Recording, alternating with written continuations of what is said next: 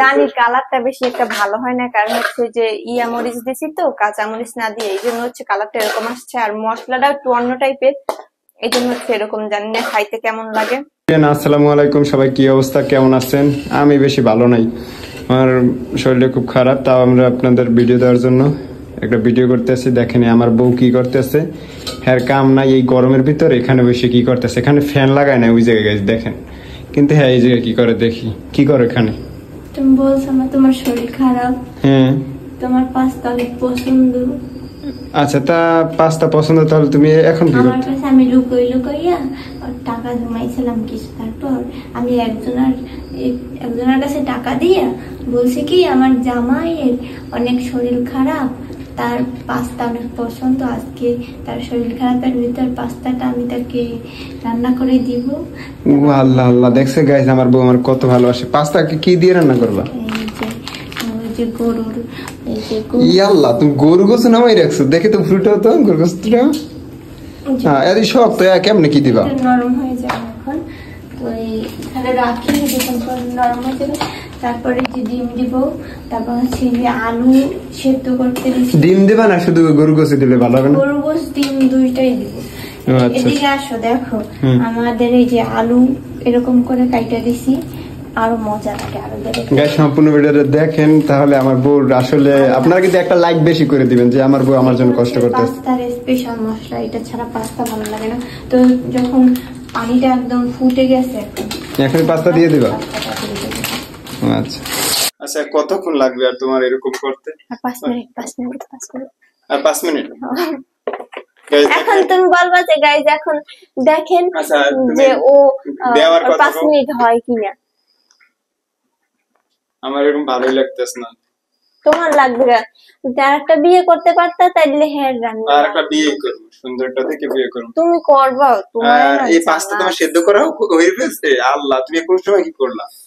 এখন ও গোস কাটছো আবার ডিমও দেবা। আল্লাহ আল্লাহ, কি যে বউটা আমার কি শুরু করছে। রান্দে বাজে খাওয়াই কপাল সাতজন। এটা আমার অন্য সুন্দর একটা মাইয়া বিয়ে করলো। কচু দিতে কচু। তুমি কালা মানুষ বিয়ে করছি, তোমার কেউ বিয়ে করতে না এর জন্য। হ্যাঁ আসলে আমার বউর হাতের খাবার খুব সুন্দর, দেখেন কি সুন্দর সুন্দর করে হলুদ মরিচ গোছের সাথে মিশিয়ে দিয়েছে। এই মাইন্ড করেন না, কারণ হচ্ছে আমাদের বাসায় ওরকম সবজির মশলা নাই, এই জন্য হচ্ছে ঘরোয়া মশলা গুলো দিয়েই আমরা এই করবো। যারা ঘরোয়া পদ্ধতি করেন আমাদের এই ভিডিওটা দেখলে অবশ্যই পারবে, নাকি পারবে না? হ্যাঁ দাও। আগে কি গোশটা ভাজি নেবা? হ্যাঁ আচ্ছা, দেখছেন মাখানোর পর কত সুন্দর আসছে। এখন হচ্ছে তেলটা গরম করে নিয়েছি, এখন হচ্ছে তেল তো অনেক পুড়ে যেতেছে, তেলের উপর দাও। ওই তো আমার গুণবতী জামাই। গাইস দেখেন আমার বউ কি সুন্দর করে কাজ করতে আছে। আচ্ছা কতক্ষণ লাগবে আল্লাহ পাকি জানে। এই খুন্তি গেল কই? ওই যে উপাসে, তুমি আসলে কোথায় রাখো কি তা দেখো না।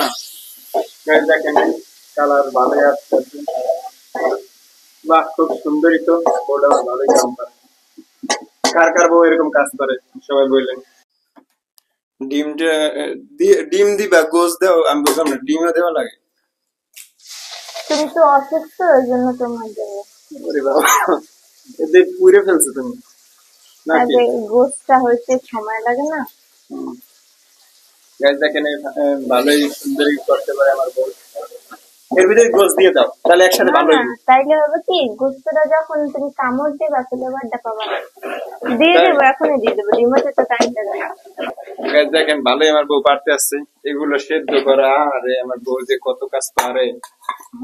সবাই এরকম কাজের বউ দেখে বিয়ে করবেন গাইস।